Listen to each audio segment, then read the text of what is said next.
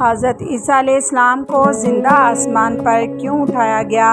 حضرت مریم علیہ السلام اور حضرت عیسیٰ علیہ السلام کا واقعہ۔ بسم اللہ الرحمن الرحیم۔ السلام علیکم ورحمۃ اللہ وبرکاتہ۔ آج ہم قرآن کریم میں بیان کیے گئے ایک نہایت اہم اور ایمان افروز واقعے کے بارے میں بات کریں گے۔ یہ واقعہ ہے حضرت عیسیٰ علیہ السلام کا، وہ عظیم نبی جن کی پیدائش اللہ تعالیٰ کی قدرت کی ایک بڑی نشانی تھی۔ آج ہم جانیں گے کہ حضرت عیسیٰ علیہ السلام کی ولادت کیسے ہوئی، حضرت مریم علیہ السلام کون تھیں، لوگوں نے حضرت عیسیٰ علیہ السلام کے بارے میں کیا غلط عقیدہ اختیار کیا، اور سب سے اہم سوال، حضرت عیسیٰ علیہ السلام کو آسمان کی طرف کیوں اٹھایا گیا؟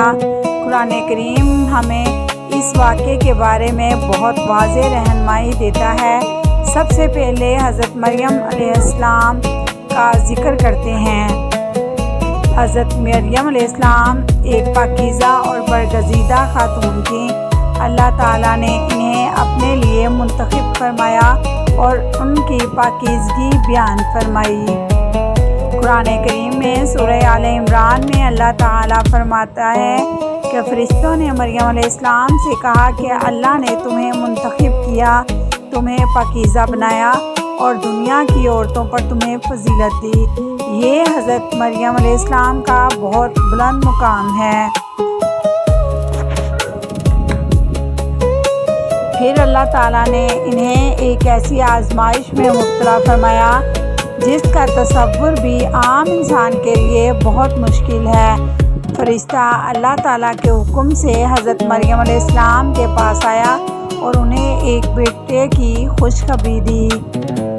حضرت مریم علیہ السلام نے حیرت سے پوچھا کہ میرے ہاں بیٹا کیسے پیدا ہوگا جبکہ مجھے کسی انسان نے چھوا تک نہیں؟ جواب ملا کہ اللہ جس چیز کا فیصلہ فرماتا ہے وہ ہو کر ہی رہتی ہے۔ یہاں ہمیں اللہ تعالیٰ کی قدرت کا ایک عظیم راز سمجھ میں آتا ہے۔ اللہ تعالیٰ نے حضرت آدم علیہ السلام کو بغیر ماں اور باپ کے پیدا فرمایا، حضرت حوا علیہ السلام کو حضرت آدم علیہ السلام سے پیدا فرمایا اور حضرت عیسیٰ علیہ السلام کو بغیر باپ کے پیدا فرمایا، اور حضرت عیسیٰ علیہ السلام کو بغیر باپ کے پیدا فرمایا۔ لہٰذا اللہ تعالیٰ کے لیے کوئی کام مشکل نہیں۔ پھر حضرت عیسیٰ علیہ السلام دنیا میں تشریف لائے۔ ان کی پیدائش عام انسانوں کی پیدائش سے بالکل مختلف تھی، لیکن وہ اللہ تعالیٰ کے بندے تھے۔ حضرت مریم علیہ السلام اپنے بیٹے کو لے کر اپنی قوم کے پاس آئیں۔ لوگوں نے جب ایک نومولود بچے کو ان کے ساتھ دیکھا تو بہت سے سوالات اٹھائے، لیکن اللہ تعالیٰ نے حضرت مریم علیہ السلام کی مدد فرمائی۔ حضرت مریم علیہ السلام نے بچے کی طرف اشارہ کیا۔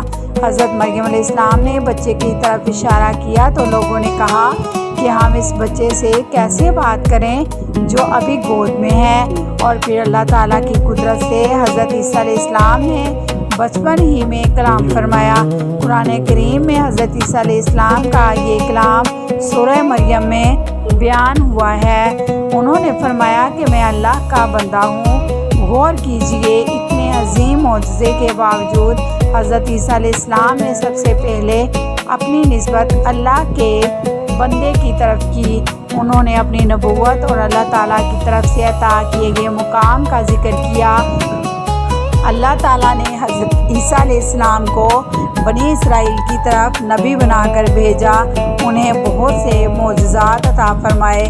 وہ اللہ کے حکم سے مٹی سے پرندے کی شکل بناتے اور اللہ کے حکم سے وہ پرندہ بن جاتا۔ وہ اللہ کے حکم سے مادرزاد نابینا اور بعض بیماریوں میں مبتلا لوگوں کو شفا دیتے اور اللہ کے حکم سے مردوں کو زندہ ہونے کی خبر دیتے۔ لیکن یہاں ایک بات بہت اہم ہے، حضرت عیسیٰ علیہ السلام یہ سب اپنی ذاتی طاقت سے نہیں کرتے تھے۔ قرآن بار بار واضح کرتا ہے کہ یہ معجزات اللہ کے اذن سے تھے۔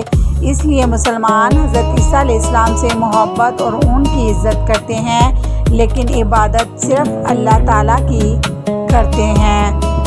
حضرت عیسیٰ علیہ السلام نے اپنی قوم کو توحید کی دعوت دی۔ انہوں نے لوگوں کو اللہ تعالیٰ کی عبادت کی طرف بلایا، لیکن بنی اسرائیل میں سے کچھ لوگوں نے ان کی مخالفت شروع کر دی۔ یہ مخالفت بڑھتی گئی۔ آخرکار حضرت عیسیٰ علیہ السلام کے خلاف ایک سازش کی گئی۔ اب یہاں ہم اس سوال کی طرف آتے ہیں جس کی وجہ سے آج کی پوری گفتگو ہے، کیا حضرت عیسیٰ علیہ السلام کو قتل کر دیا گیا تھا؟ قرآن کریم اس بارے میں بالکل واضح جواب دیتا ہے۔ سورہ نساء میں اللہ تعالیٰ فرماتا ہے کہ انہوں نے نہ حضرت عیسیٰ علیہ السلام کو قتل کیا اور نہ انہیں سولی دی، بلکہ معاملہ ان پر مشتبہ کر دیا گیا۔ اور اس کے بعد اللہ تعالیٰ فرماتا ہے بلکہ اللہ نے انہیں اپنی طرف اٹھا لیا۔ یہ اسلام کے بنیادی عقائد میں سے ایک اہم بات ہے کہ حضرت عیسیٰ علیہ السلام کو ان کے دشمن قتل نہیں کر سکے۔ اللہ تعالیٰ نے انہیں اپنی طرف اٹھا لیا۔ یہ اللہ تعالیٰ کی قدرت اور اپنے نبی کی حفاظت کی ایک عظیم نشانی تھی۔ لیکن سوال یہ ہے کہ حضرت عیسیٰ علیہ السلام کو آسمان پر کیوں اٹھایا گیا؟ اس کی حکمت کے بارے میں سب سے اہم بات یہ ہے کہ اللہ تعالیٰ نے اپنے نبی کو ان کے دشمنوں کے ہاتھوں قتل ہونے سے محفوظ فرمایا۔ قرآن ہمیں یہ بھی بتاتا ہے کہ اللہ تعالیٰ نے ان لوگوں کی سازش کو ناکام بنا دیا جو حضرت عیسیٰ علیہ السلام کے خلاف منصوبہ بنا رہے تھے۔ یہ واقعہ ہمیں ایک بہت بڑا سبق دیتا ہے۔ انسان منصوبہ بناتا ہے لیکن فیصلہ اللہ تعالیٰ کا ہوتا ہے۔ کبھی ایسا ہوتا ہے کہ ہمیں لگتا ہے کہ حالات ہمارے خلاف ہو گئے ہیں، راستے بند ہو گئے ہیں، لوگ ہمارے خلاف ہو گئے ہیں، لیکن اگر اللہ تعالیٰ ہمارا ساتھ ہو تو کوئی طاقت ہمیں نقصان نہیں پہنچا سکتی سوائے اس کے جو اللہ نے مقرر کی ہو۔ حضرت عیسیٰ علیہ السلام کی زندگی میں ہمیں صبر، توحید اور اللہ پر بھروسے کا سبق دیتی ہے۔ ایک اور اہم بات یہ ہے کہ حضرت عیسیٰ علیہ السلام کے بارے میں مختلف قوموں نے مختلف عقائد اختیار کیے۔ کسی نے ان کی نبوت کا انکار کیا اور کسی نے ان کے بارے میں حد سے تجاوز کیا۔ لیکن اسلام نے ایک متوازن عقیدہ دیا۔ مسلمان حضرت عیسیٰ علیہ السلام کو اللہ کا عظیم نبی اور رسول مانتے ہیں، ان سے محبت کرتے ہیں، ان کی والدہ حضرت مریم علیہ السلام کی عزت کرتے ہیں، لیکن حضرت عیسیٰ علیہ السلام کو اللہ تعالیٰ کا بیٹا نہیں مانتے۔ قرآن کریم واضح کرتا ہے کہ اللہ تعالیٰ ایک ہے، بے نیاز ہے، نہ اس کی کوئی اولاد ہے نہ وہ کسی کی اولاد ہے۔ اسی لیے ایک مسلمان کے ایمان کا بنیادی حصہ یہ ہے کہ عبادت صرف اللہ تعالیٰ کی جائے۔ حضرت عیسیٰ علیہ السلام کی طرف سے بھی یہی دعوت تھی کہ اللہ کی عبادت کرو۔ اب حضرت عیسیٰ علیہ السلام کے بارے میں ایک اور اہم بات، احادیث مبارکہ میں حضرت عیسیٰ علیہ السلام کے مستقبل میں دوبارہ تشریف لانے کا ذکر موجود ہے۔ احادیث کے مطابق آخری زمانے میں حضرت عیسیٰ علیہ السلام کا نزول ہوگا۔ وہ دجال کے فتنے کا خاتمہ کریں گے اور اللہ تعالیٰ کے حکم سے حق کی تائید ہوگی۔ یہ بات بھی ہمیں یاد رکھنی چاہیے کہ حضرت عیسیٰ علیہ السلام کا دوبارہ آنا اسلام کے عقیدے میں بیان ہوا ہے اور اس کے متعلق تفصیلات ہمیں صحیح احادیث سے معلوم ہوتی ہیں۔ لہٰذا ایسی باتیں بیان کرتے وقت ہمیں کمزور اور بے حوالہ قصوں سے بچنا چاہیے اور قرآن و صحیح احادیث پر اعتماد کرنا چاہیے۔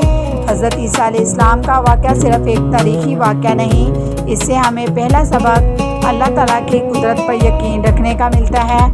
اگر اللہ چاہے تو بغیر باپ کے بھی انسان کو پیدا کر سکتا ہے، اگر اللہ چاہے تو ناممکن نظر آنے والے حالات بدل بھی سکتا ہے۔ دوسرا سبق، اللہ تعالیٰ اپنے نیک بندوں کی مدد فرماتا ہے۔ حضرت مریم علیہ السلام پر ایک بہت بڑی آزمائش آئی، لیکن اللہ تعالیٰ نے ان کی پاکیزگی اور عزت کو ظاہر فرمایا۔ تیسرا سبق، مشکل وقت ہمیشہ نہیں رہتا۔ حضرت عیسیٰ علیہ السلام کے خلاف سازش کی گئی، لیکن دشمن اپنی سازش میں कामयाब ना हो सके। चौथा सबक, मोअज़िज़ात अल्लाह ताला के हुक्म से होते हैं। नबी मोअज़िज़ा अपनी ज़ाती ताकत से नहीं दिखाता बल्कि अल्लाह के इज़्न से मोअज़िज़ा ज़ाहिर होता है। और नाज़रीन, पाँचवां और अहम सबक हमें तौहीद का मिलता है। हज़रत ईसा अलैहिस्सलाम की दावत भी अल्लाह की इबादत की दावत थी, इसलिए हमें भी अपनी ज़िंदगी में अल्लाह ताला को सबसे ज़्यादा अहमियत देनी चाहिए। मुश्किलात आएँ तो अल्लाह से मदद मांगें, परेशानी आए तो अल्लाह पर भरोसा करें। और जब हालात अपने ख़िलाफ़ नज़र आएँ तो हज़रत ईसा अलैहिस्सलाम के वाक़े से ये सबक याद रखें कि अल्लाह ताला का फ़ैसला सबसे बुलंद फ़ैसला है। हज़रत ईसा अलैहिस्सलाम का वाक़या हमें ये यकीन दिलाता है कि अल्लाह ताला अपने नबियों को तन्हा नहीं छोड़ता,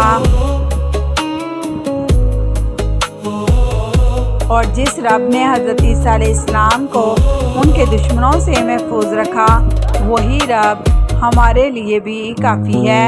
अल्लाह ताला हमें कुरान को समझने, अंबियाए किराम अलैहिस्सलाम की सही ताज़ीम करने, तौहीद पर कायम रहने और हर मुश्किल में अल्लाह पर भरोसा करने की तौफ़ीक अता फ़रमाए।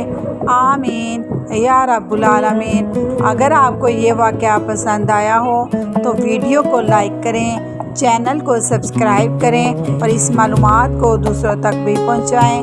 वस्सलामु अलैकुम वरहमतुल्लाहि वबरकातुहू।